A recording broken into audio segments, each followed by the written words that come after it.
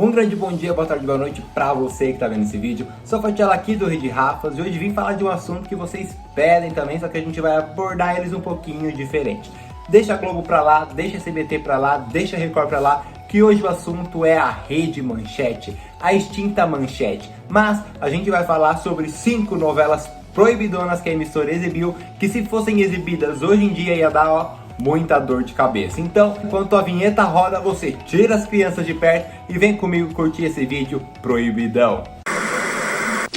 No ar, mais um campeão de audiência. A Manchete ela produziu diversas produções, entre elas Pantanal, que a gente já fez um vídeo aqui falando sobre Pantanal, esse enorme sucesso que deu muita dor de cabeça pra Globo. Mas a Manchete ela tinha um jeito peculiar de produzir suas novelas. Apostava mesmo em coisas que são proibidas hoje em dia, ou que hoje em dia são exibidas, mas não da maneira que era na época da Manchete. Por isso eu selecionei 5 novelas para vocês junto com o Rafa Pereira, que eu vou apresentar agora. São histórias tensas, pesadas, completamente cabeludas e que vocês com certeza vão gostar. Então eu vou seguindo a ordem cronológica delas e a primeira só poderia ser Dona Beija. Confesso que eu gosto bastante dessa novela. Eu conheci ela quando foi exibida no SBT, a reprise. No YouTube tem ela completa, de vez em quando eu me pego aí assistindo alguns vídeos de Dona Beija que eu gosto bastante. E ela conta a história de Ana Jacinta, que morava em São Domingos do Araxá, em pleno século XIX. Acontece que, após a avó da Ana Jacinta morrer, ela foi raptada e levada para a vila de Paracatu, onde tinha o ouvidor Mota, que era completamente apaixonado por ela. Mas ela, como vingança por tudo que passou na vida, quando o Mota sai, ela se deita com vários homens em troco de dinheiro, fortuna, joia e qualquer bem material que eles poderiam pagar a noitada com a Dona Beija. Então Ana Jacinta é a Dona Beija. Chega o momento da novela que o Mota recebe um convite, ele parte para a corte e o que a Dona Beija faz? Ela volta para Araxá para conquistar, para reencontrar o seu grande amor, que é o Antônio. Só que o Antônio tá casado, não quer saber dela, então ela promete que não vai amar mais homem nenhum e abre o bordel refinado Chácara de Jatobá, escandalizando aquela cidade super conservadora. Bom, então aí a gente já sabe, né, que essa novela fala de bordel, ela se deitava com homens e tudo mais. Então vale lembrar que quando a Dona Beija volta para Araxá, ela já tá riquíssima com todos os bens que ela já conseguiu lá, se deitando com os homens em Paracatu. Pois bem, a novela ela vai muito para esse lado, né, do sensualismo, do erotismo, e a Maitê Proença, né, era um sex symbol dos anos 80, lindíssima até hoje. Só que essa novela se envolveu em várias polêmicas por conta dessa abordagem mais sensual. Isso com certeza, né, chama a atenção do público. Eu acho que uma das cenas mais famosas de Dona Beija é quando ela cavalga por Araxá, não é no mau sentido da palavra cavalgar, ela cavalga por Araxá em cima de um cavalo branco completamente nua, então ali escandalizando geral. Inclusive teve uma cena que a Maitê gravou, que era numa cachoeira, da Dona Beija tomando banho, claro, nua nessa cachoeira, e o capítulo foi vetado pela censura federal pouco antes de ser exibido, então a Manchete já estava lá de cabelo em pé, tanto que o então presidente da República na época, José Sarney, teve que autorizar pessoalmente a exibição do capítulo com alguns cortes. Então a Rede Manchete pegou o capítulo que ia exibir, fizeram alguns cortes para poder transmitir na TV. Então, para você ter ideia como era esse universo, né, de erotismo e tudo mais, um presidente da República, com todas as preocupações que ele tem, teve que se meter no meio da novela para poder liberar um capítulo. Então, com certeza, falando de novela proibidona, eu não poderia deixar de citar Dona Beija. Agora eu vou falar de uma novela que foi ao ar em 1987 e trazia Cristiano e Torlone na pele da protagonista Simone. Se você já não tem nada em novela, sabe que eu vou falar agora de Corpo Santo. Na verdade, essa novela era uma trama meio policial, reportagem e tudo mais, e vocês vão entender por quê. Tudo começa quando a Simone fica viúva e ela muda com sua família para um bairro no Rio de Janeiro, onde ela conhece o Theo. Só que o que ela não sabe é que o Theo só se aproximou dela para chegar perto de sua filha novinha, a Lucinha. O Theo, na verdade, ele tem uma indústria de filmes pornográficos junto com a sua gangue. Ele faz parte de uma gangue, ele lidera uma gangue, e junto com a sua turma aí, ele tem uma indústria de filme pornô, e ele enxerga na Lucinha uma ninfetinha perfeita para estrelar os filmes aí que ele pretende produzir futuramente. Acontece que chega uma altura da novela que a Lucinha ela é obrigada a fazer esses filmes, só que o seu corpo não aparece na gravação, porque descobre-se que ela tem um poder sobrenatural, ela mexe com coisas de paranormalidade e tudo mais. Só que essa novela é uma novela extremamente violenta, então você pode pegar aí gangue e tudo mais, já imaginar o que tá por vir, também coisa de filme pornô, então, de novo, erotismo, sensualidade, já indo lá, né, na boca do furacão, filme pornográfico. O Theo, ele é rival do Russo. Eles, né, são de gangues opostas, porque os dois querem ocupar o lugar do Grego. Porque o Grego, ele é o chefão todo poderoso aí das gangues, das tretas, tudo. Ele que manda, e na falta dele, algum dos dois que vai substituí-lo. Então eles ficam nessa briga para querer ver quem é que vai tomar o lugar dele e tudo mais. Então é uma novela que ela retrata muito a violência do Rio de Janeiro, como é a guerra das gangues e tudo mais. E o autor resolveu abordar isso usando a indústria pornográfica, só para você ver como a Manchete não pegava leve quando ia fazer uma novela. O autor da novela é o José Luzeiro, ele já é autor de vários contos policiais, romances policiais. Se você pesquisar na internet você vai ver, até que ele trouxe, né, toda a sua criatividade, todo o seu conhecimento em tramas, romances policiais para as telenovelas. Só que chega uma altura da novela que os grupos católicos vão em cima, não gostam, é pesadona demais, má influência para os jovens, e tudo piora quando a Cristiane Torlone briga com toda a equipe da novela e decidem botar um fim na personagem, vão matar a Simone. Mas acontece que ela é protagonista da novela. E a cena da morte da Simone, assim, pra mim, pela minha lembrança e tudo mais, até essa cena aí, vocês vão ver nesse vídeo, é muito pesada. Ela tá completamente lá amarrada e sequestrada e num ambiente sujo, hostil, escuro e tudo mais. E ela tá lá amordaçada também, com a mão pra cima e tudo mais. Até que Russo, um dos caras da gangue, chega, ó, e mete bala nela e a Simone canta pra subir. Então é uma cena bem perturbadora. Várias histórias da novela eram baseadas em fatos reais.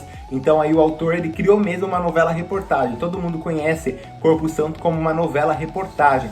Tanto que a personagem da Renata, interpretada pela Bel Courtney, ela foi assassinada do mesmo modo que a Cláudia Lecim Rodrigues, uma jovem, foi morta no Rio de Janeiro em 1977.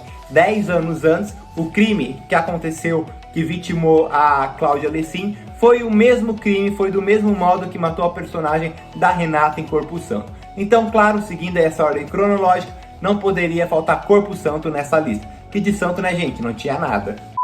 Agora, também estreou em 87, mas acabou em 88. Essa novela, eu acho assim que muita gente tem curiosidade de saber mais sobre ela, até porque ela foi escrita por Glória Pérez, que a gente sabe que é uma autora de categoria. Tô falando de Carmen. Lucélia Santos deu vida aí à protagonista polêmica, acredito eu, que uma das mais polêmicas da TV, por quê?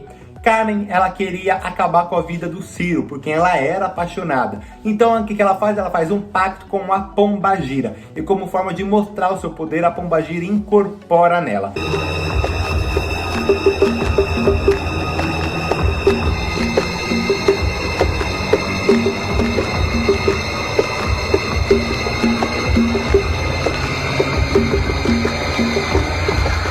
Que foi, Carmen?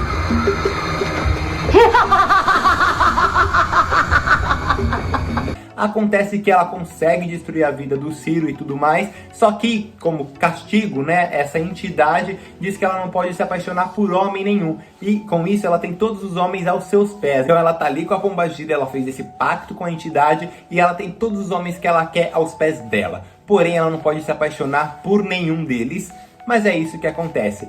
A Carmen, ela ferra, né, esse pacto porque ela se apaixona por um cara, aí tudo começa a ir de mal a pior na vida dela. Perde dinheiro, perde fortuna, e se dá mal e tudo mais, até que ela vai parar na casa da mãe, porque ela não tem mais lugar para morar. E mesmo com a mãe, a vida dela continua na ruína, ela é acusada de agressão e tudo mais, até chegar ao ponto da própria mãe expulsar a Carmen de casa. Quando ela é expulsa de casa, para ganhar dinheiro, para conseguir se manter, ela vira prostituta. Então só por essa sinopse aí a gente já dá pra saber que hoje em dia essa novela ia causar uma treta danada. Talvez, eu acho que de toda a lista que eu tô apresentando aqui pra vocês, ela é a novela que não teria chance de ser exibida, até por se tratar, né, mexe com religião e prostituição de alto nível e tudo mais. Então é uma novela aí bem proibidona. Uma das maiores polêmicas da novela foi ao ar no capítulo 8, porque a novela ela teve um atraso na sua pré-produção, então a censura federal deixou escapar uma cena de nudez total da Lucélia Santos. Ela apareceu peladona na nossa tela ali, interpretando a Carmen. Isso gerou rebuliço do público, gerou rebuliço da própria direção, da própria equipe e tudo mais. Mas a censura ali, ó, deu esse deslize e botaram a Lucélia Santos pelada como veio ao mundo na nossa tela. Essa novela também, ela abordava vários temas polêmicos. A gente sabe que a Glória Pérez adora tratar esses temas polêmicozinhos assim nas suas novelas. O Dr. Junot, personagem de Carmen, era homossexual. Então, se hoje já existe um tabu, né? Ainda existe um certo tabu sobre esse tema, imagina naquela época, no final da década de 80. Era ainda pior. Então a Glória, pensando muito como estratégia, ela não revelou que o cara era gay logo de início. Ela foi apresentando a história dele, foi fazendo as pessoas se afeiçoarem por ele, até que chegou numa parte da novela em que ele assumiu a homossexualidade, o público descobriu que era gay, não teve rejeição, porque a galera já tava ali, ó, entrosada com ele, o cara é boa pinta, é maneiro, então as pessoas passaram a torcer por ele, mesmo ele sendo homossexual. Um outro tema também muito polêmico que ela abordou em Carmen foi a AIDS. Então imagina lá no auge dos anos 80 a AIDS, que era considerada a praga dos gays e tudo mais, ela abordou esse tema através da personagem Rosimar. E o interessante é que a Rosimar contraiu AIDS não por relação sexual, mas sim por uma transfusão de sangue, mostrando que não é só a partir da transa que se contamina com a AIDS. E nessa personagem também ela quis mostrar como que é a rejeição, como que é isolamento e todos os problemas, as dificuldades que uma pessoa que tem essa doença acaba enfrentando na atualidade da época, né? Porque a gente sabe que hoje em dia é assim, então imagina voltar 20 anos no tempo, tudo era ainda muito pior. E no final da novela, depois de todas essas polêmicas, essas abordagens de pombagira, homossexualidade, AIDS, prostituição e tudo mais, a Carmen acaba sendo assassinada e a pombagira quer levar o seu espírito para as trevas. Mas ela, por ter se arrependido de tudo que fez, aí os seres de luz resgatam a Carmen e ela vira uma pombagira de luz, onde sai praticando o bem e defendendo aquilo que é bom para as pessoas. Então esse foi o fim da Carmen. Ela conseguiu aí dar a volta por cima, se arrepender de tudo que fez e virou uma pombagira de luz.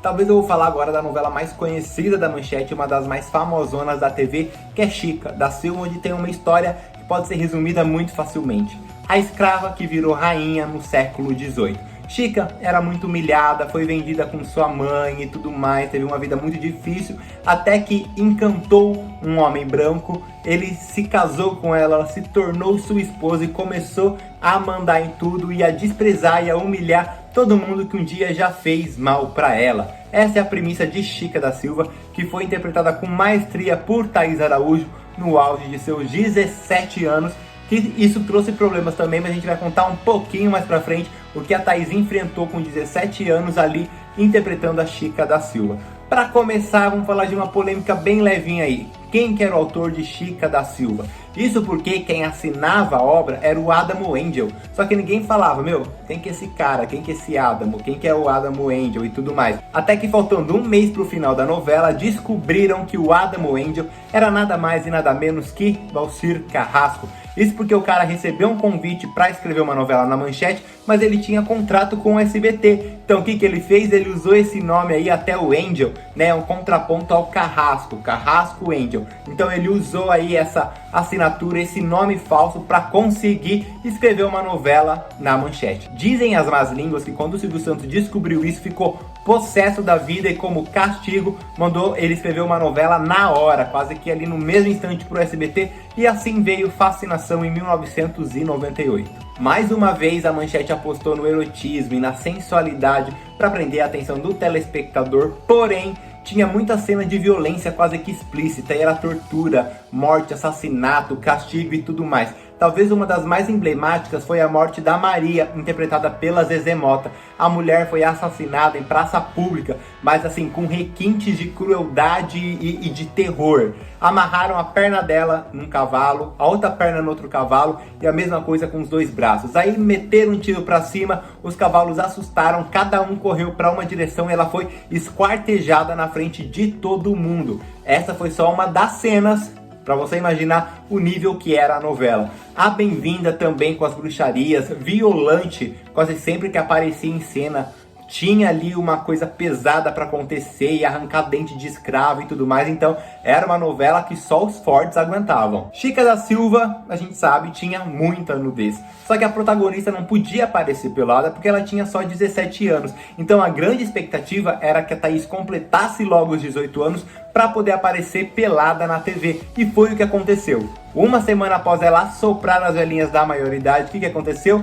Ela gravou uma cena nua. Mas a Thaís, em entrevistas recentes, alegou que não se sentia confortável, viu? Que não era pra ela. Então ela gravou 4 cenas onde ela mesma se despiu e as outras foram com dublês, que ela falou assim que não era pra ela. Uma outra atriz que não gostava muito das cenas que fazia também era a Adriane Galisteu, mas não só pelo fato da nudez. Isso porque ela falou que durante muito tempo ela tinha que gravar de madrugada, então ela não dormia, entrar em água extremamente gelada. Teve uma cena que ela gravou na cachoeira com cobra, então ela falou que ela corria perigo e ela não tem muitas lembranças positivas de Chica da Silva. Então quem conhece Chica da Silva, ou só pelo que eu falei, já deu pra perceber que é uma novela completamente proibidona, mas é disso que o povo gosta.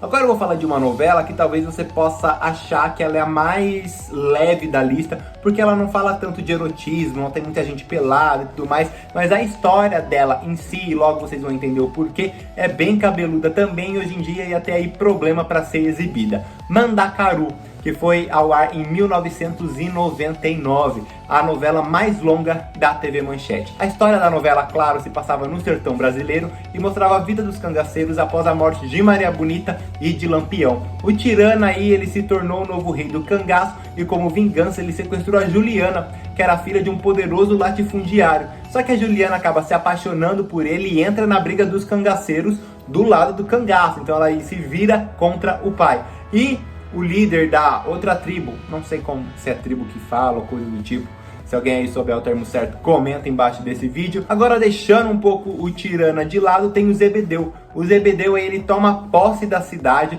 ele se intitula, né? Eu sou o imperador de Jatobá, e obriga as pessoas a permanecerem no município. Todo mundo que tá lá não consegue sair, todo mundo que entra também não consegue sair. Então ali ele domina tudo. A novela em si, ela não tem uma história muito pesadona, mas tem umas cenas de combate que são muito violentas, rola quase decapitação, e a gente voando pra cá, a gente voando pra lá, é uma loucura. Hoje em dia, com certeza, essas cenas seriam, cortadas, podadas no talo pra não ter vestígio pra contar a história, porque realmente eram umas cenas bem pesadonas. A novela não foi muito bem em audiência, porque a Manchete, logo após Chica da Silva, queria manter o público lá na emissora e lançaram o Mandacaru com boa parte do elenco da novela anterior. Acontece que as pessoas olhavam para os personagens de Mandacaru e ainda lembravam deles de Chica da Silva, porque era muito recente na cabeça deles. Então o que eles fizeram? Pegaram alguns nomes de peso para interpretar o Lampião e a Maria Bonita nesse flashback.